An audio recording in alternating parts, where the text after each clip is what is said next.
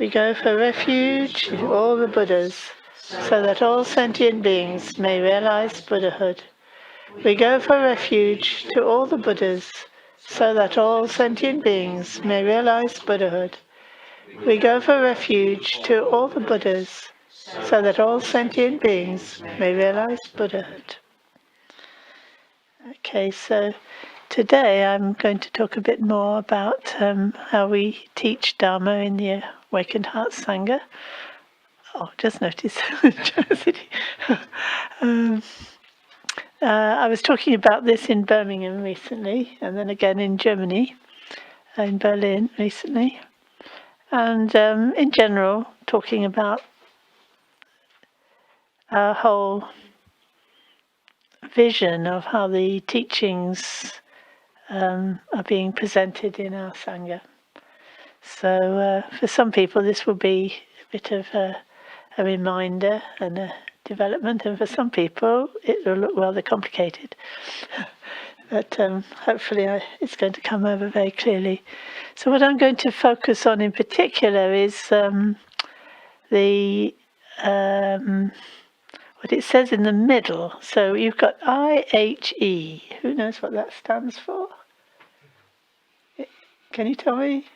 Indestructible heart essence. Yeah, the indestructible heart essence. It's the essence of our being. Our being is, what we are in our hearts, and it is indestructible. It goes beyond birth and death. So this is what we're seeking to realize. That's the beginning, where we begin discovering that within ourselves, and that's where we end when it's fully revealed. That's awakening at the top of the diagram, awakening. You'll see it on the top.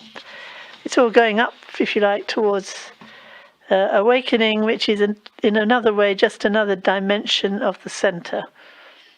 It's like the center is awakening, but at the moment it's a bit covered over. So when that covering's all gone, you've got awakening. That's your true nature, which is always there from the very beginning. It never leaves you. So no need to despair. Essentially already it's just a matter of discovering that. So I've written around that in green, resting in the awakened heart. So ultimately we simply recognize our true nature, which is awakening, and it's basically what we intuit in our heart from the beginning. And what's good about us is in our heart, isn't it? Like the goodness of a person is their heart. It doesn't change. Whether they're old, young, sick, well, clever, not so clever. They all have the same sense of their heart, and it's their heart that it's in our hearts that we feel connected to them. It's in our hearts that we remember them and feel their presence. So it's not accidental that it says heart, although heart has the connotation of being the heart of something, the essence of something, which is a useful connotation. So we're aiming to be able to rest or just stay in a very simple way with the goodness of our heart. That's you could say that's what meditation is. So there may be a few techniques, but the techniques can sometimes get in the way because it might actually set us off in a direction of trying too hard or getting too complicated. You're given a technique, and the next thing you know is you're trying to turn it into something, or deciding you've failed at it or you've succeeded at it. Whereas actually resting or just staying with your own true nature, yeah, why not? You just try and do it, then you'll see, what the fuss is about, because it's not easy, actually. It should be, shouldn't it? It's what we are. So we should simply be able to kind of, oh yeah, and then stay there. It very quickly becomes problematic, doesn't it?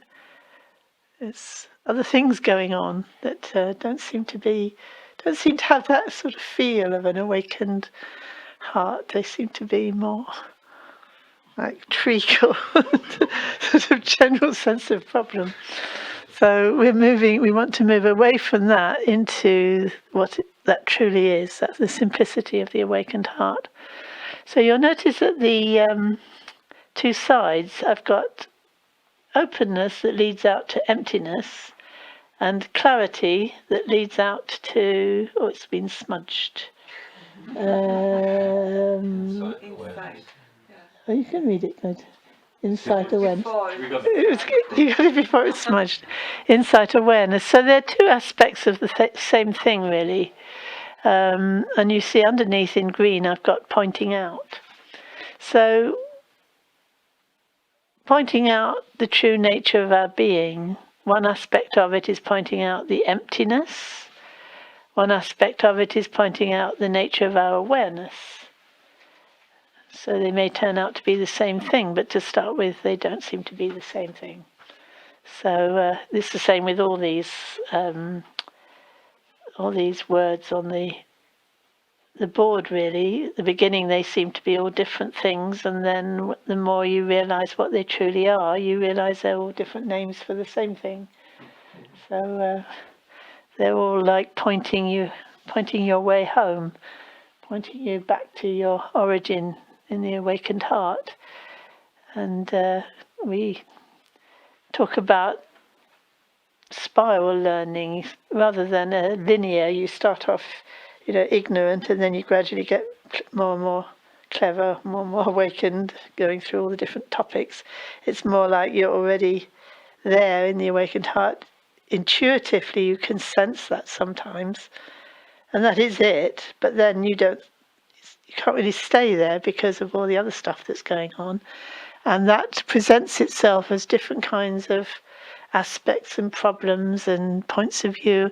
And so these different topics are taking each of those aspects of the awakened heart and just looking at them separately until you get to see they are actually just other aspects of the same thing. So when you've studied that enough, when suddenly it becomes the others. So for example, if you were to start with love and compassion, which I think most of us start with quite a strong intuition about love and compassion. We have a strong sense of what that is and what it isn't, and whether we are feeling it or not feeling it, or whether we have access to it or receiving it or not. We have a strong sense it's important, we value it. But it's not really complete in itself because it's separated off from these other aspects. It often lacks aspects, like, for example, taking ourselves to be too real. Often we take ourselves as much too real. Take our own version of ourselves, our own image of ourselves is very real, and that gets in the way of the love and compassion, because then we also take other people to their faults and their distortions. We take them to be real, and then it's very difficult to generate love and compassion. If you could actually see that those aspects of yourself and others that are problematic are actually not real anyway, you relax, and your love and compassion is naturally more flowing and outgoing. And as you see, it is actually an aspect of the awakened heart. And as you become more connected to that, confidence increases, and awakening, the simplicity of awakening is kind of starts to open up. So that's, in a way, it's like direct way to enlightenment, really. Some of you might be familiar with the Metta Sutta, where it talks about developing love and compassion equally for all beings. It says, and if you can stay there without clinging to any views, that's the small print, you can go beyond birth and death. And of course we do cling to views all the time. We have all these wrong views that we hold on to. So that prevents the love and compassion being able to liberate us directly, and it helps to kind of go around the houses a bit, especially onto the emptiness, clarity, openness, clarity, or emptiness awareness axis. I'll call it an axis. Is it an axis? It's a diameter or something, yeah. So that would help you to overcome your attachment to wrong views. And then that would open up your way, open up the sensitivity towards yourself and others.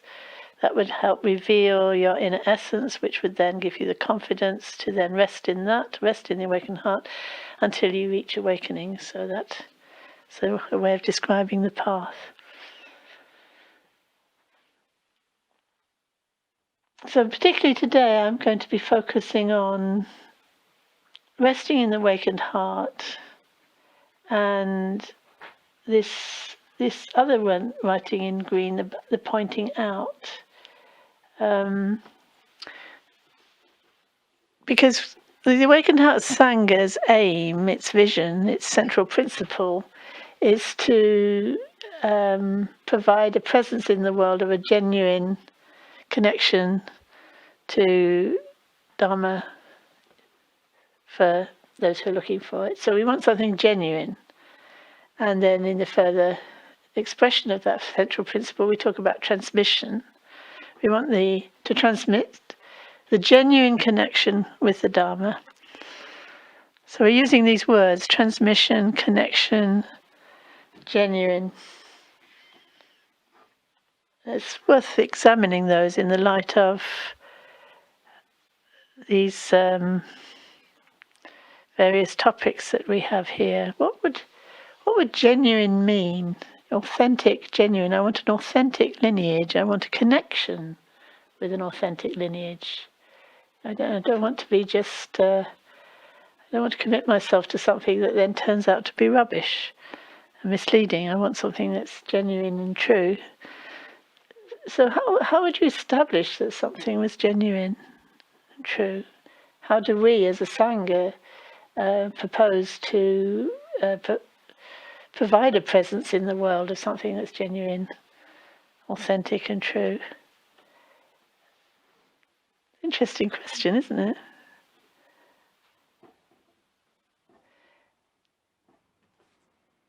And what does transmission mean anyway?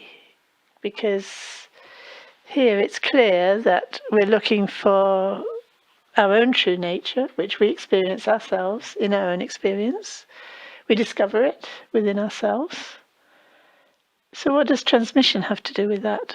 What does transmission mean? It gives the impression that something, like a current or a movement or an energy, something is going to come to us. So why would we need that if we have it within ourselves? Does it come to us? What does that really mean? On a genuine transmission, then. So I think it's really central to what we're trying to do here. We're not just trying to propagate the scriptures and the teachings and provide a place where people can practice, but we actually want to transmit something genuine. That's our greatest priority, if you like. So it has to be true. It has to be real. So it's one thing to say, well, and in the just talk about resting in the awakened heart, and in the Living the Awakened Heart booklet that a lot of you have been studying recently, I was talking about in Birmingham. Again and again it repeats that essentially it's all about resting in the awakened heart. And you can see on this diagram that yes, it's all about resting in the awakened heart. But what does that really mean? Even the word resting is a little bit suspect. I think it's good because it has a very relaxed sound to it, doesn't it? Resting, relaxing, not doing anything, just being your own true nature, just allowing your own true nature to be what it truly is. But how would you discover what your true nature really was? I mean, we already are it, so how do we move from being it already and not knowing it to knowing it? And this is where pointing out comes in. So you could say all the teachings that the Buddha gave, all the texts, everything is about pointing to us, to our own true nature. So in this context, I'm using pointing out in a more specific way. It's connected with words you have in Tibetan, like Semchi and Mengak and Damngak and Ngutra. So some of you might be familiar with those terms, but they're often translated as pointing out instructions or pith instructions or oral instructions, and they have a special status, really central and important status. So what are they? What constitutes a pointing out instruction? So I've been thinking about this in recent months, years, how one can talk about this in a way that's helpful. In terms of emptiness, it's almost as if it's something philosophical, that somehow you can read books about how all phenomena are empty and the arguments for saying they're empty, and then a matter of understanding that intellectually. So that, you could say, was a initial stage of pointing out that somebody's, you're reading this, you're thinking about this, you're having conversations about this. And it's all helping to break up the concepts you used to have, things that you took for granted. Suddenly you're looking at them in a different way and sort of beginning to wake up a bit.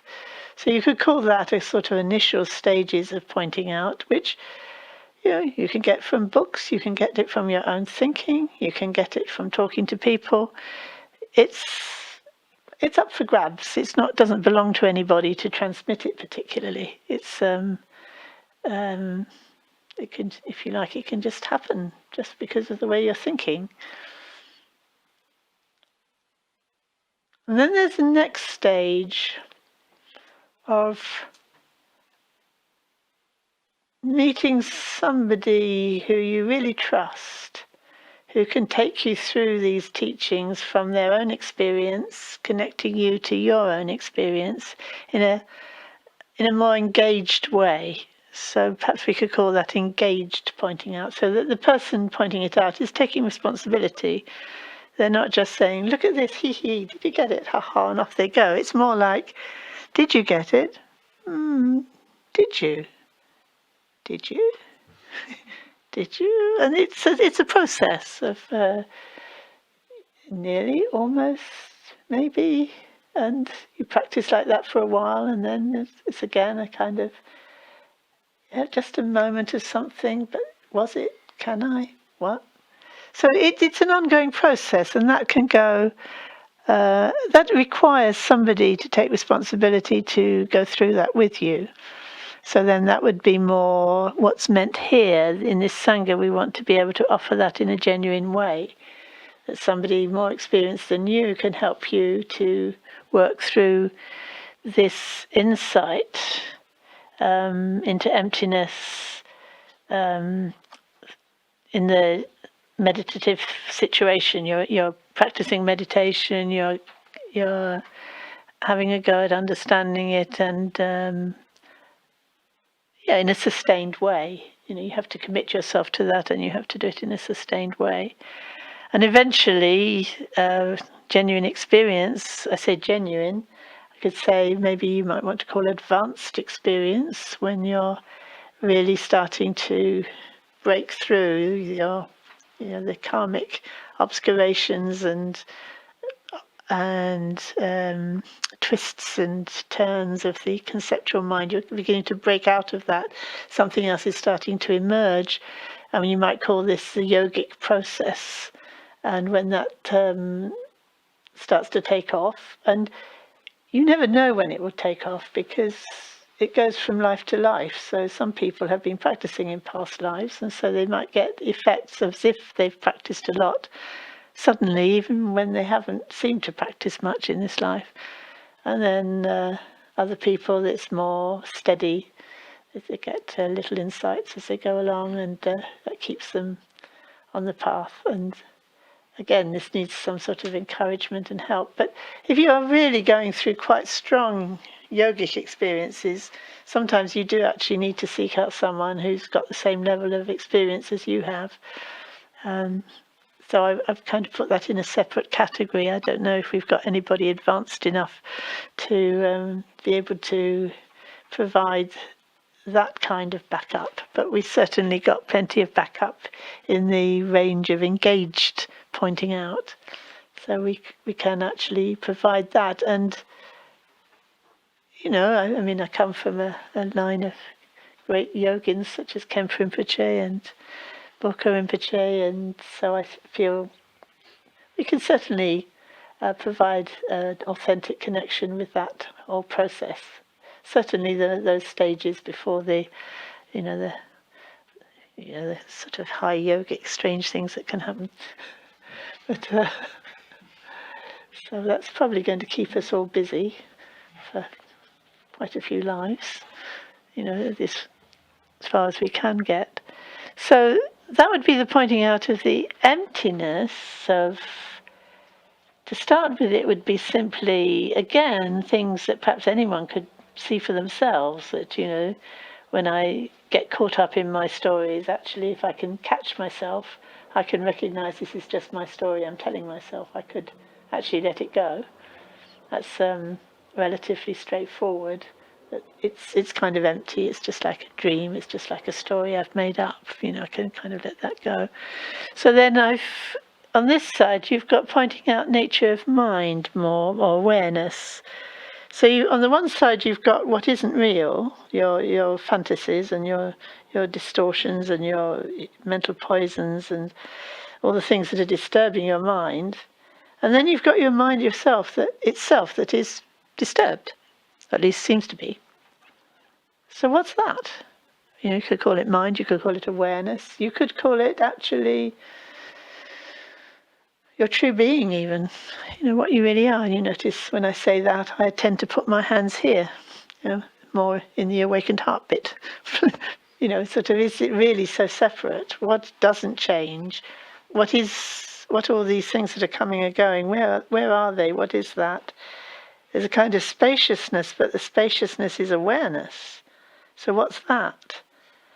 And again, this needs pointing out and more subtle pointing out even than simply emptiness. So we need both those pointed out. And when we really see either of them, we see that they're actually the same thing. You know, the emptiness isn't separate from the awareness, or the awareness from the emptiness. So they take us to that, again, take us back to the awakened heart. So if we're going to provide a genuine connection to an authentic transmission lineage, the transmission is happening through this pointing out. But is that the only way it's happening? And what about people for whom that isn't really something that they're engaged in? Could they still have a genuine connection? Because there's a lot of people who would benefit tremendously from and could follow this path, who, for various reasons, are not going to be doing much meditation. So there's many reasons why one might not be doing much meditation. And when you think of Buddhist countries, you know, most of the time, most people are not doing meditation, but they're very full-on Buddhists. Their whole life is devoted to following the path to awakening. So we need to be careful when we say, well, the hallmark of this Sangha and what we're trying to do is this pointing out and the resting in the awakened heart, and this is, you know, this requires a tremendous commitment to meditation practice. We have to be careful we don't discourage people who think, well, I can't do that, and then feel, well, what am I going to do? So we need to think carefully about what we're saying here, because you could be meditating and not making a genuine connection, couldn't you? I mean, you could think you were meditating, you could be spending many, many hours, and yet actually the way you're meditating isn't actually helping to open your heart. It's not actually connecting you.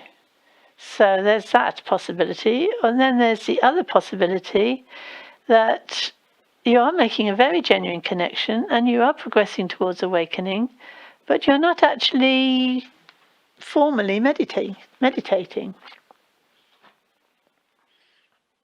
So we need to be a bit careful what our message is here. It's quite there's something that's,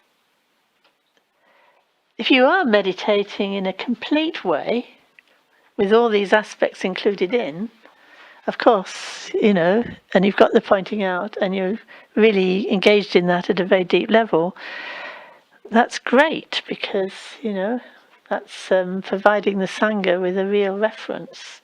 We have within our midst something that is a genuine connection to awakening in quite a full-on way. But we could have a genuine connection to awakening without being a person like that.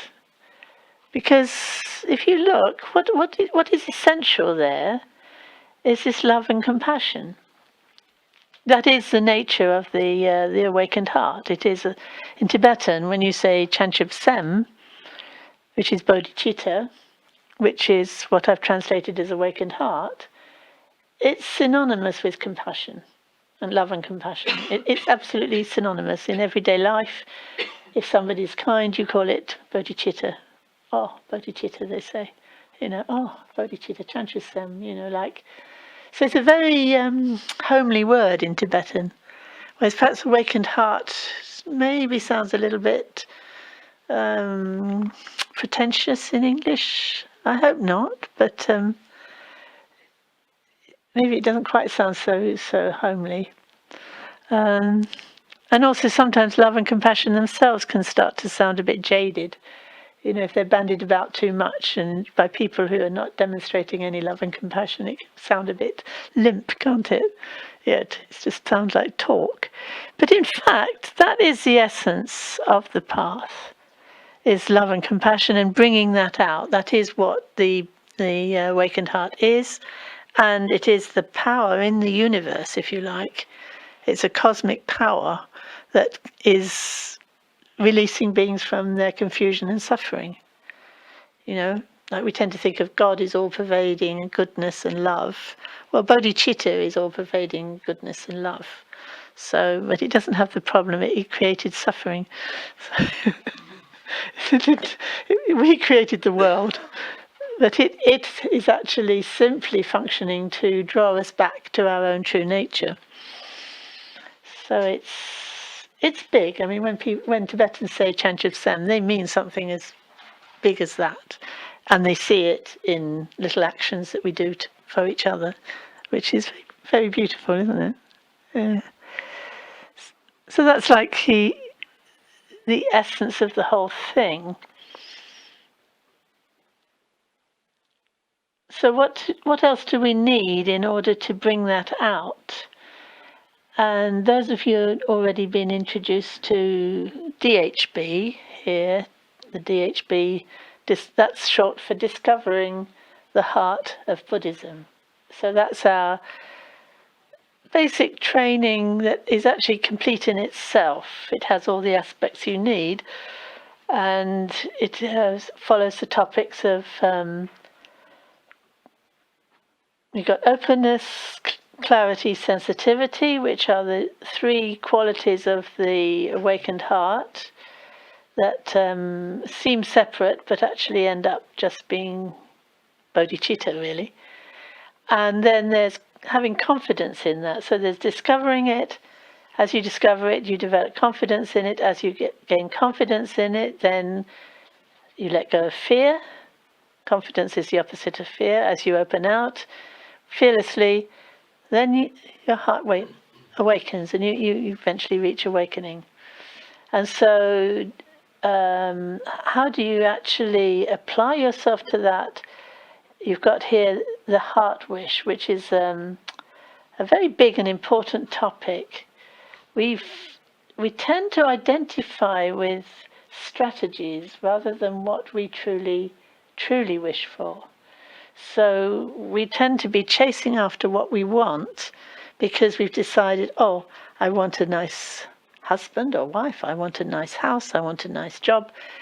So they're all strategies for attaining what? If you had those things, what is it really underneath that you want?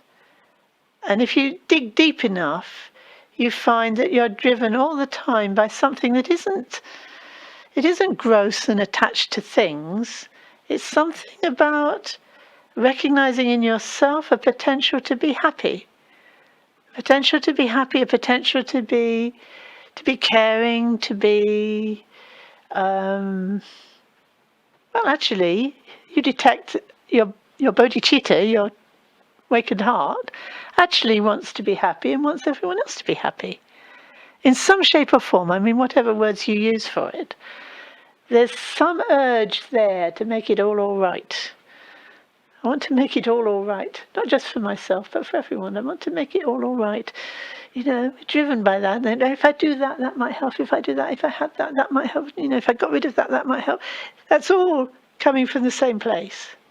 I want to make it all right.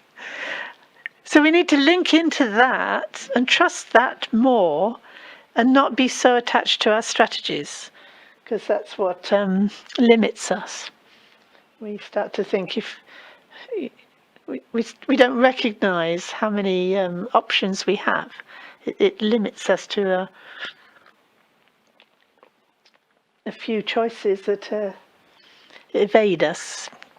Or even if we get them, they don't turn out to be what was really behind it all.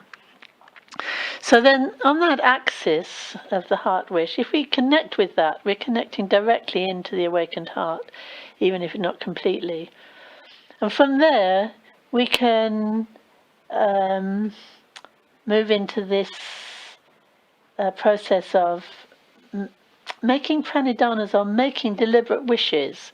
So when we talk about refuge, taking refuge in the Buddha, we're using that power that we have that comes from that heart wish, to, you know, that drive that we have, we're using it to aim for what we really want. And what I really want is the happiness of myself and all beings.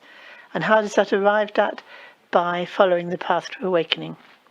So I'm going to commit myself to the path of awakening, and by doing that, you know, take refuge in the Buddha, Dhamma, Sangha, take the Bodhisattva vow to help, you know, to become one with the bodhicitta, really, and work forever to bring all beings to awakening. And then to make these pranidhanas is like very formulated prayers and wishes to follow the path, exactly how to follow the path in order to have the most effective, the most powerful and effective way. So by moving along that axis, you get to the other side, which moves into mandala principle, which is another aspect of the discovering the heart of Buddhism, which then, beyond that, you've got THB, which is trusting the heart of Buddhism, and then shoots off to the Pure Lands and the Sambhogakaya, and, you know, that's the vast vision of the Buddhist cosmology, really. But it all starts with this mandala principle that we explore in Discovering the Heart of Buddhism, which is that actually what are we as a person? We are actually a mandala. We have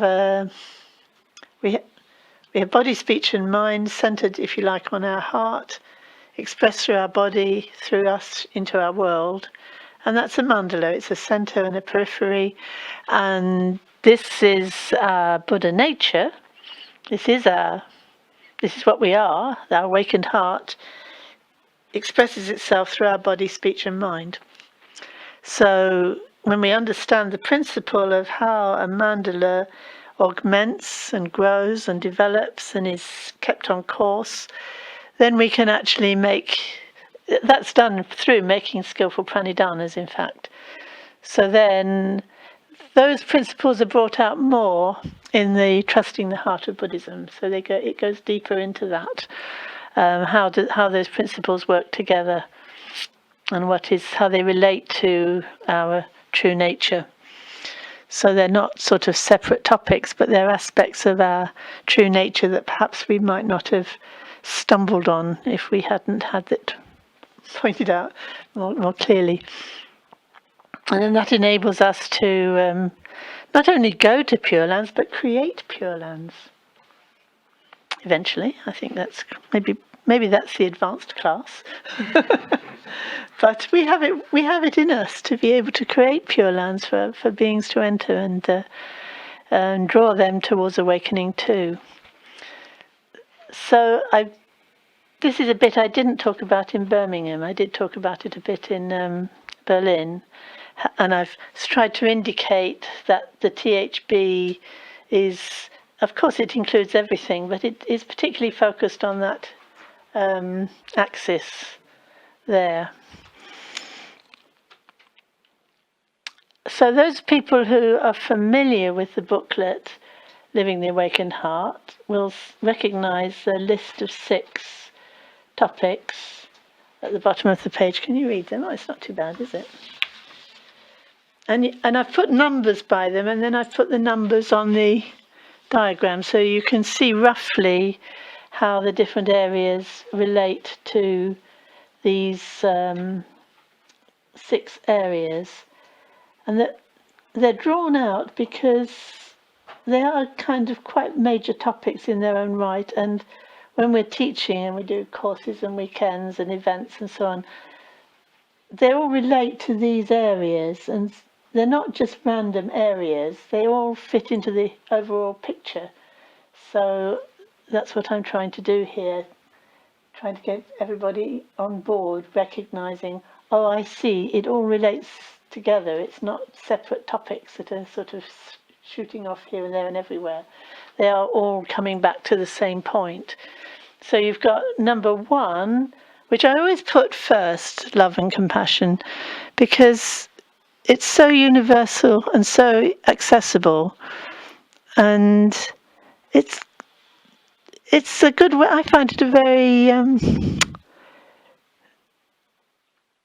it takes it out of the ambition and the idea of I've got to achieve anything, and it really brings it into the heart that actually, if I could just have this universal equal love for all beings, that would be bodhicitta, and then this spontaneous activity for the benefit of beings would just completely express itself without any further interference by myself.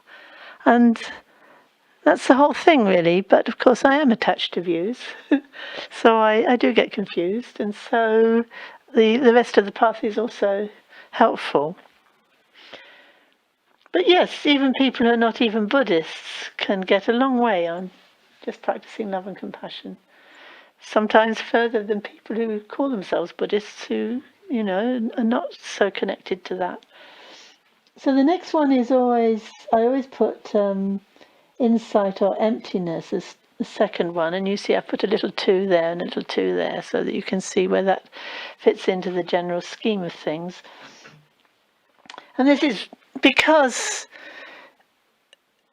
among all the world religions, I think perhaps the Buddhism is most famous for its ability to teach deep insight into the true nature of reality. At least it prides itself on that.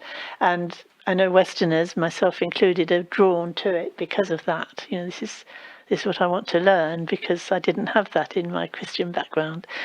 So I bring it in there, even though actually as a traditional Buddhist, you would regard that as very high and, very technical, and, only people who meditate would even start to think about something like that. And most people are more, I suppose they know sort of love and compassion, which is very closely connected with faith and devotion and doing things that are just keeping a connection. The sense of a genuine connection would be what most Buddhists in a Buddhist country would be concerning themselves with, and it's the professionals, the monks and the people who are doing it full time, who'd be doing the insight into emptiness thing.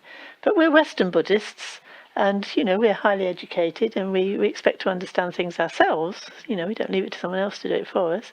So yeah, we're up for that, even in order to have faith that we're Buddhist. Even why would I choose Buddhism? I've got to have my reasons. There's lots of religions out there.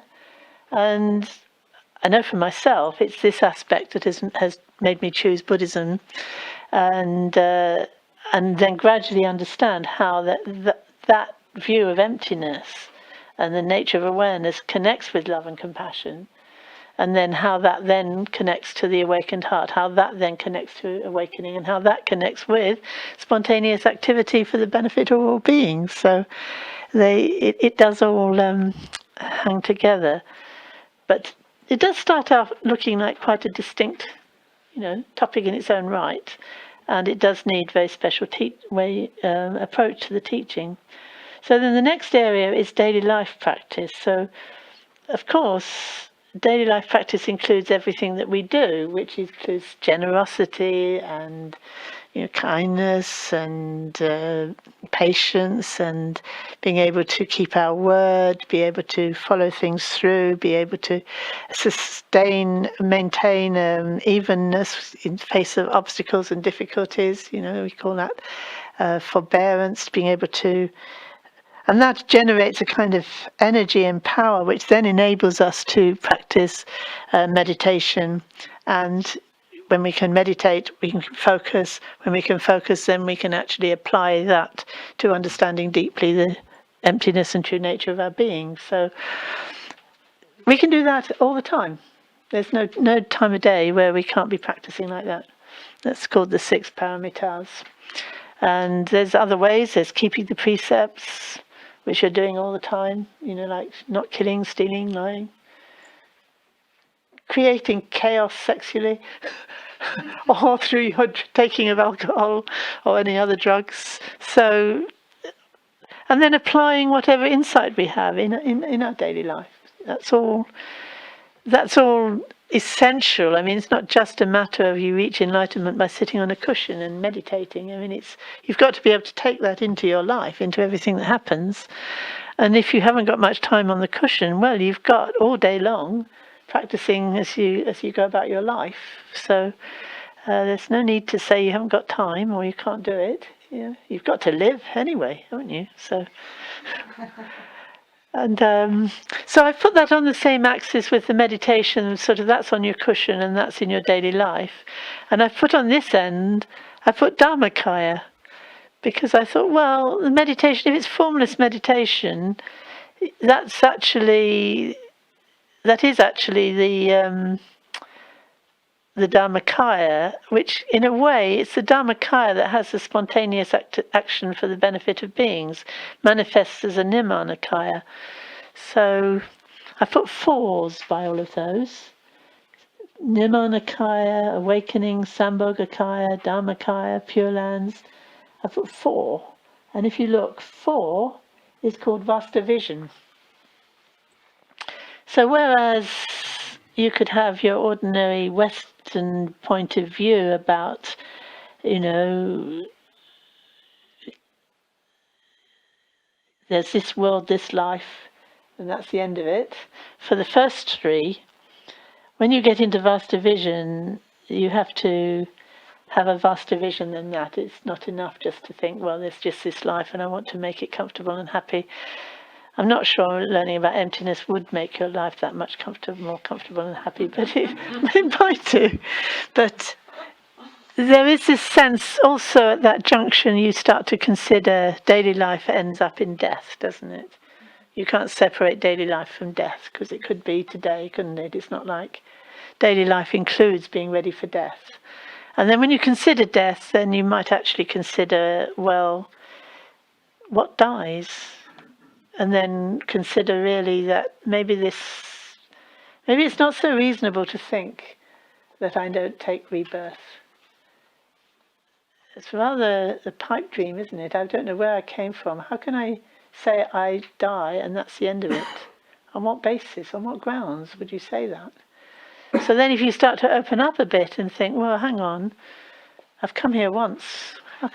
Why shouldn't it be that I come here again or come somewhere else again and take birth again and again? And maybe what the Buddha said about suffering is just, we just keep coming again and again until we've sorted it, until we've worked out what are we then really, and then recognize that you can go beyond that cycle of birth and death. So you do really need to open out into a much vaster vision than the one life point of view. And then the Buddha teaches a lot about that vision and how within that framework of many lifetimes and being stuck in this endless cycle, there is the possibility of breaking out of the cycle. And that's what this path to awakening is all about. So then it really starts to make sense that you're following a path to awakening. So all the details about that, all the advice about that is all given in the context of there is this vaster vision. So that it's important to have that overall vision. And then the fifth, number 5, I've put down here on pranidhanas and vows and bodhisattva vow and so on, because that's such a major area of practice that I think often as Westerners we don't really pick up on. Even people who've been around in the Dharma for a long time don't seem to pick up on it as strongly as one would expect them to, given how the Buddhist tradition works. It's the sense that you direct your own future, if you like. You direct your intention, and you make your commitments and decisions, and you keep to them, and that's what takes you from where you are now to where you're going. So you've got to make them good. You've got to make them well. You've got to make them accurate. You've got to make them to actually reflect where you want to go ultimately.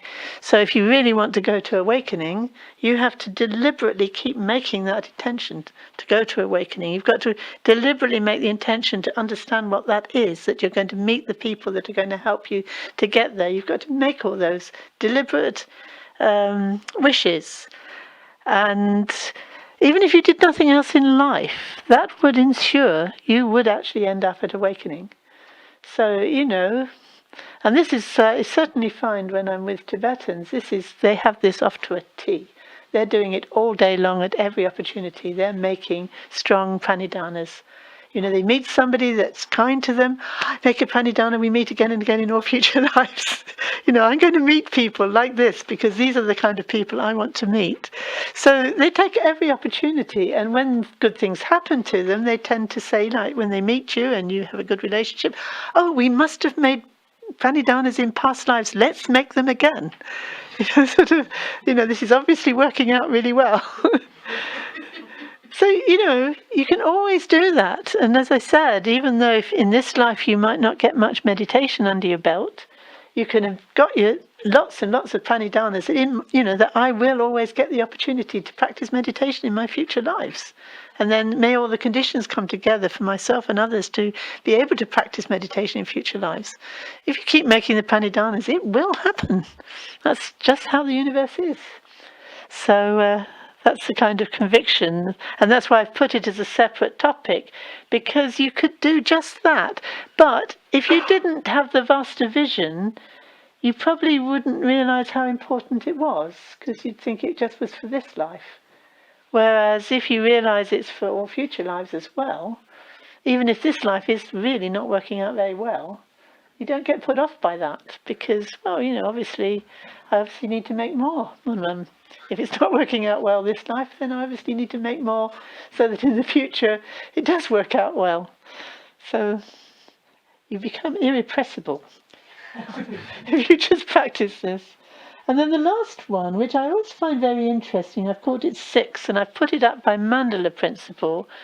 I wasn't quite sure where to put it, but I notice with Tibetans and ethnic Buddhists brought up in Buddhist countries, as soon as they think of practicing Dharma, they think of going to a temple or making an offering in front of a Buddha image, or going on a pilgrimage, or asking for a blessing, or making lots of offerings, going to the temple and offering lots of stuff to make punya, to make connection. So that's where they would start. But I find as a Westerner, it wasn't at all obvious to me why that was important. It was really not until I had more of a sense of mandala principle and energy exchange and the whole nature of what the universe is from the Buddhist point of view that I could even start to be interested in these kind of practices. Some Westerners, they link into it very immediately because we do have an intuitive sense that that's the right thing to do.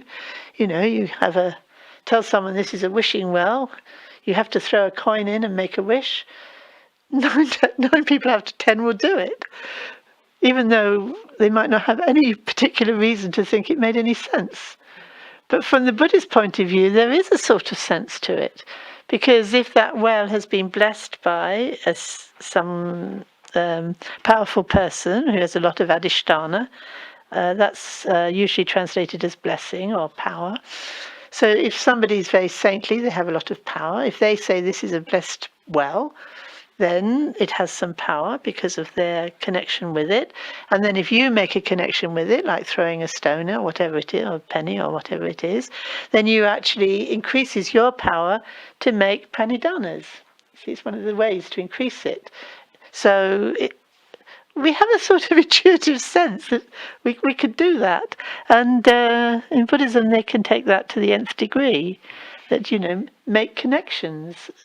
So that, as I said, with the making the pranidhanas, it's like going to sacred places, meeting holy people, meeting good Dharma teachers, meeting Dharma companions and friends, coming to a place like this, coming and connecting, and then making pranidhanas, and then some kind of power is coming to you, and that empowers your mandala, because you've made a connection with something powerful that's going in the direction you want to go. And so you've then, what's the word for it? You've augmented the power of your mandala. So that would be a way of thinking what punya is. It's usually translated as merit, but it's more like a power. You're empowering yourself, and then. And all of that, all the rituals that you see Buddhists do are all about that principle. So when we have the ritual of putting out the bowls every morning, lighting the candles in front of the shrine, it's exactly that. It's exactly this one.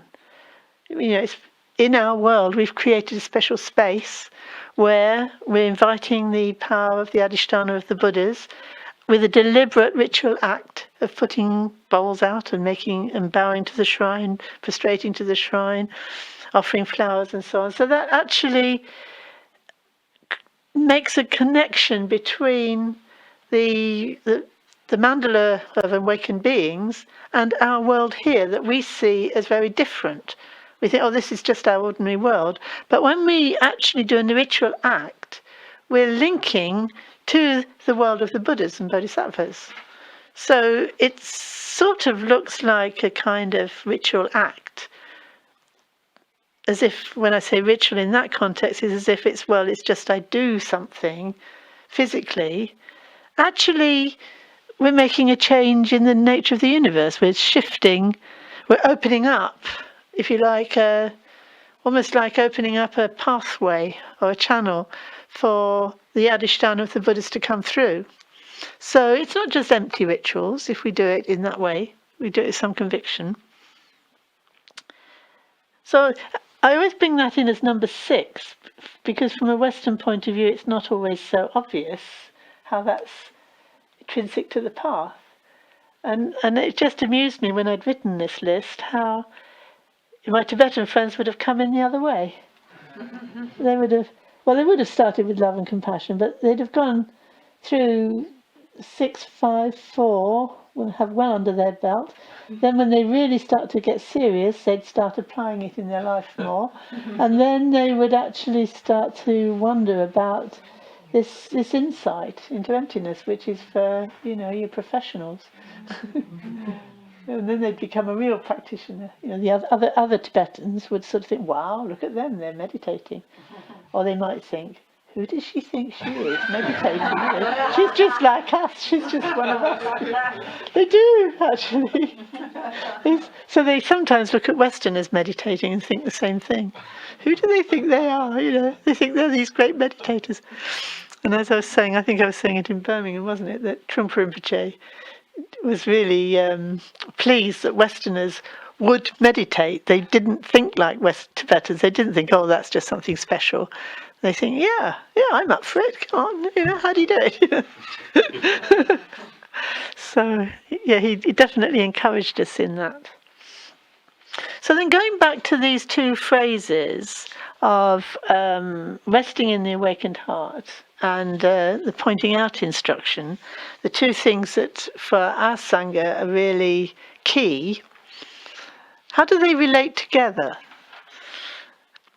And I was talking with Adashu about this the other day, and thinking, well, the pointing out really relates, if we remember in openness, clarity, sensitivity, you've got the 5 indriyas, you've got Shraddha and Prajna, and you've got Virya and Samadhi, and they're all held in balance by Smriti, which is usually translated as mindfulness.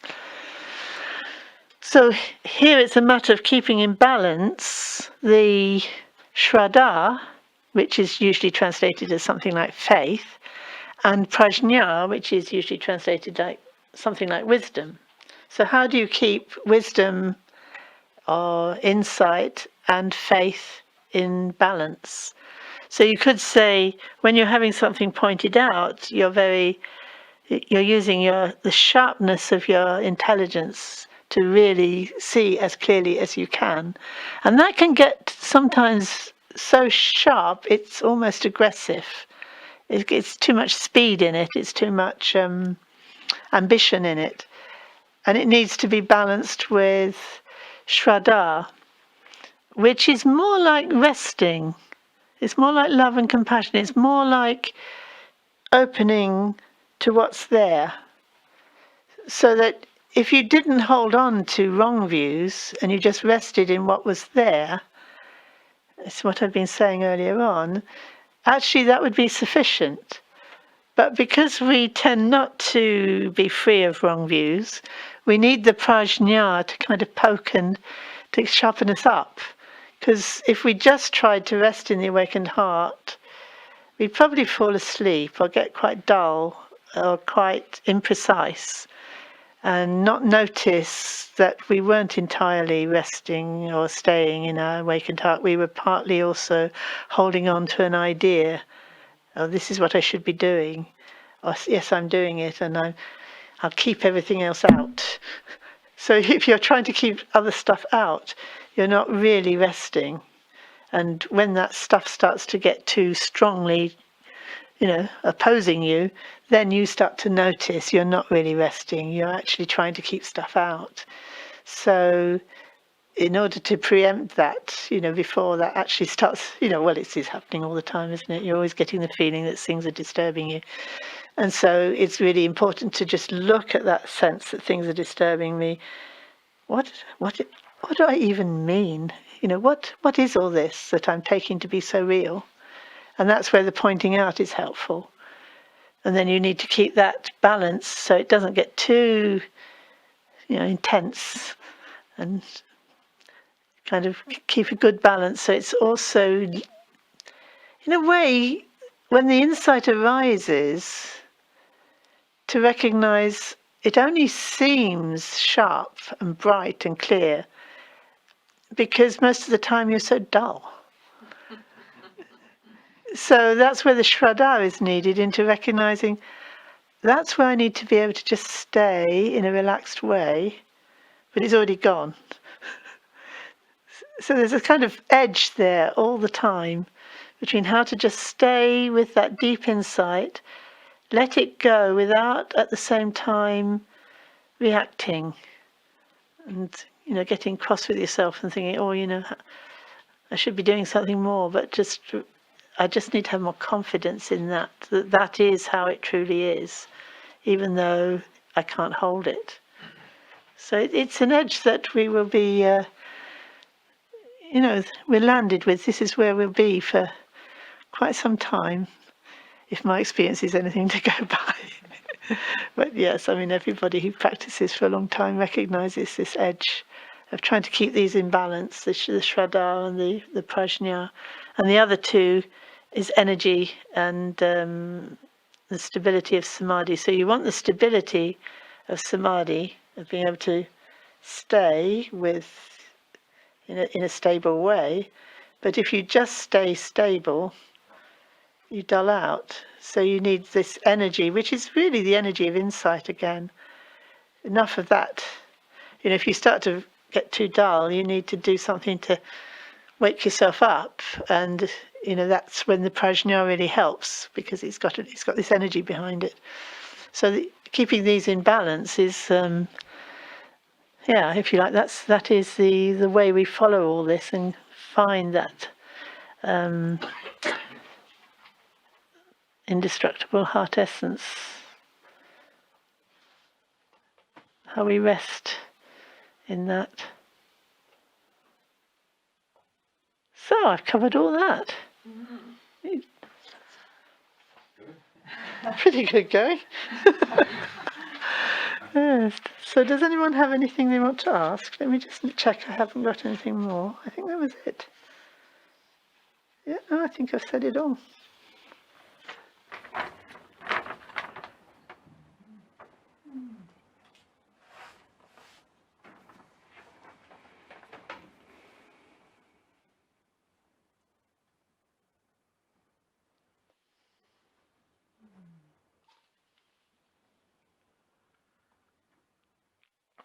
Does anyone online have something they want to ask? 28, that's good. Wow. 31 if you count the couple. Yeah. Yeah. I have a question. Okay. Yes? His friend. Oh, right. Where in the study, I remember you talking about the movement of the mind. Mm. Is it helpful when you're meditating, or does it make it too tight to keep your mind on the fact that when the mind moves, that's when you just go off on these stories in your head and everything, until you realize, okay, I have to come back either to openness, clarity, and sensitivity, or to my breath. So is it helpful to put some emphasis in your mind on watching how the mind moves and pulls you off of your meditation? Well, there are different sort of ways of looking at that, depending on what stage you're at. So maybe we could talk about that one-to-one at some point. It would be quite good to make an appointment with Tara. But in general, it's very important to notice that thoughts are appearing. And as you say, that's like a movement. It depends how subtle we're going to get here, really. If you're first starting off, there's a sense of everything's moving. Like you've got thoughts coming and going all the time, feelings coming and going all the time, and even the idea of sitting still is already problematic. I haven't got time to sit here. Got all these things going on to do and lots of things I'd rather be thinking about. So at that stage, it's quite good to almost regard all the movement as a problem and try to bring your attention back onto the breath or something to kind of stabilize things a bit. But you don't want them to get too stable or you'll just dull out. You want them stable enough so that you can distinguish between the thoughts that are sort of spinning off all over the place, and just being there and a thought's appearing, but I don't need to follow it. It's kind of, there's a certain choice there. So that actually, when that starts to happen, they're usually a sense that you rather favour the thoughts not being there, because that would be quieter and easier, because you wouldn't be tempted to follow them if they weren't there. And at that point, you can develop some deeper insight into, well, what are they anyway? You know, if I don't follow the content, what is the thought anyway? And of course, when you ask a question like that, you're in the field of, well, what's anything anyway? What isn't a thought? So what is anything? And that's where it's really helpful to have this pointing out session with a mentor or a teacher or somebody to kind of help you home in on how you could actually start engaging with that investigation. And I find that actually, when I'm doing this with students, I do it one-to-one, because I find people are responding very differently to this way of talking, and it's really helpful to be able to just talk one-on-one, so that I can work out how you're using your words and where what I'm saying is taking you, before giving you the next instruction, as it were. So I'd like to draw people's attention to the fact, you know, that you have the opportunity to ask one-to-one and to get some further guidance. And if your mentor can't take you much further, you can always get in touch with me directly. So take the opportunity while you have it. Yeah. Yes. Thank you, Shenpen. Thank you.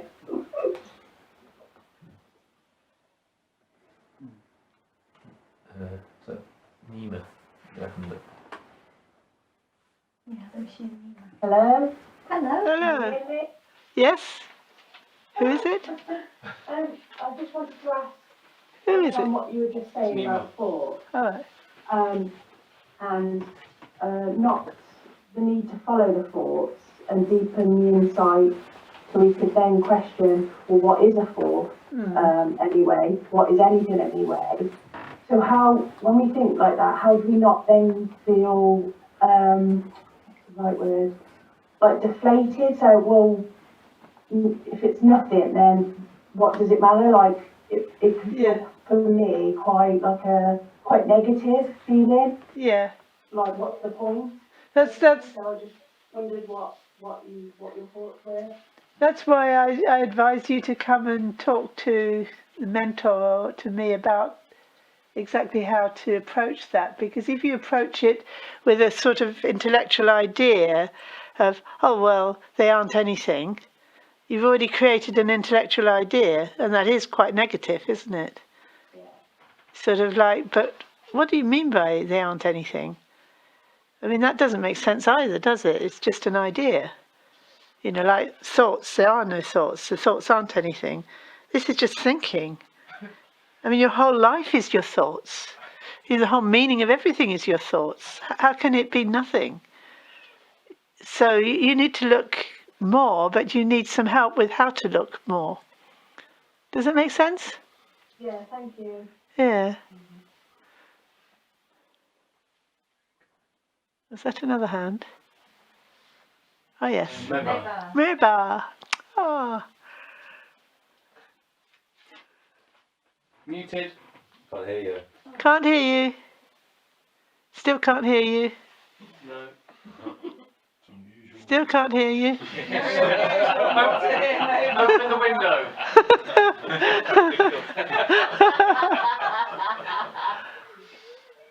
Yeah. Yes. No.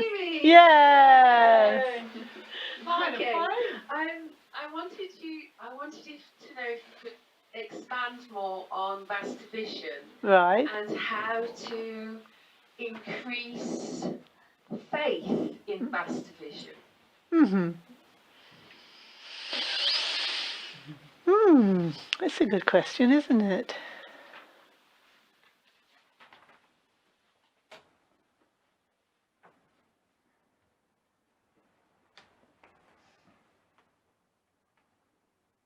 Well, I think it's good to read sutras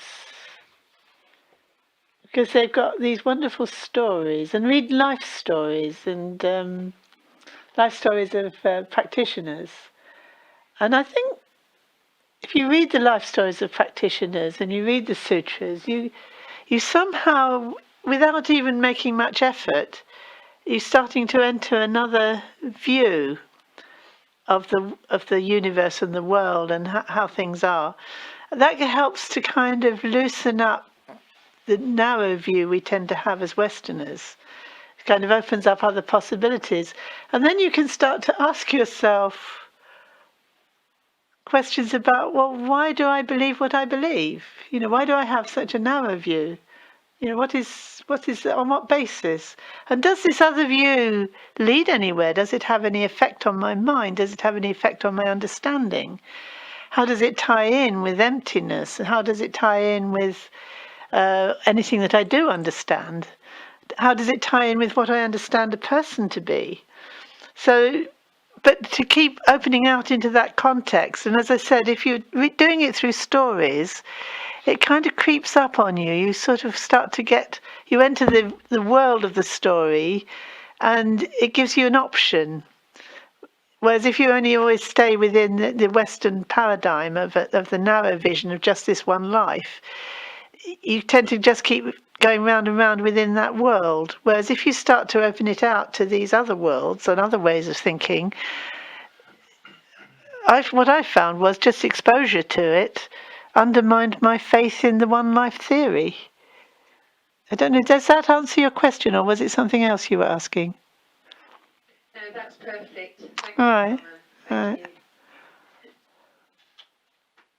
Is that another hand? No? Is that Jean? Who is that? Whereabouts? Next to Meba. No, it's Terence. All right, okay. All right. They're a bit out of focus. There's 2 screens worth actually of people. Oh, wow. If everybody at home could switch your camera on, we'd be able to see who was there. There they go. Oh, wow, look at that. But you can't because their pictures are too small. All right.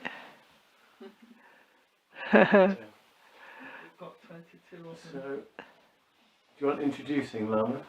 That'd be nice, yeah. So I think we've got, I think it's Kunzang and Rinchin, All right.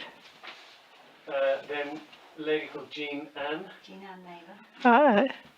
Frank Hi there. Margot, Fran, Nebar, Eva, then Terence and Lynette, Annette. Andrew and Jessica. Oh, lovely, yeah. I think that's Namkar, Car. then Namtar and John, All right. Oh, I thought they were coming. Didn't make it. Janos, Right. Mingyu, Ingia. Joshi and Numa, Right. Right. Sonan, Oh, yeah. Hi there. Padma Yogini, All right. Sulba, Sally Payne, Helen Gibson, All right. David Vimala. Gupta, who David I think Gupta. he was Tom last night. All right. Okay. It's a magic transformation. Fanula, are you in? Is that Fanula from Nepal? No. Yes, I'm here in Spain. Oh, hello. Oh, hi there. Fanula. No, that's lovely to see you. Oh, nice. Lovely to see you. Sharon, Samuel, and Monaghan. Oh, lovely. That's Martin Clark. Martin. All right. So from Patagonia? Yeah. Well, no, he's in Anglesey. He's in Anglesey. Great. It's lovely to see everybody. So, if there's no more questions, we'll close. We dedicate this punya to the enlightenment of all sentient beings, May all sentient beings realize complete and perfect awakening. May the heart's awareness awaken in the unawakened.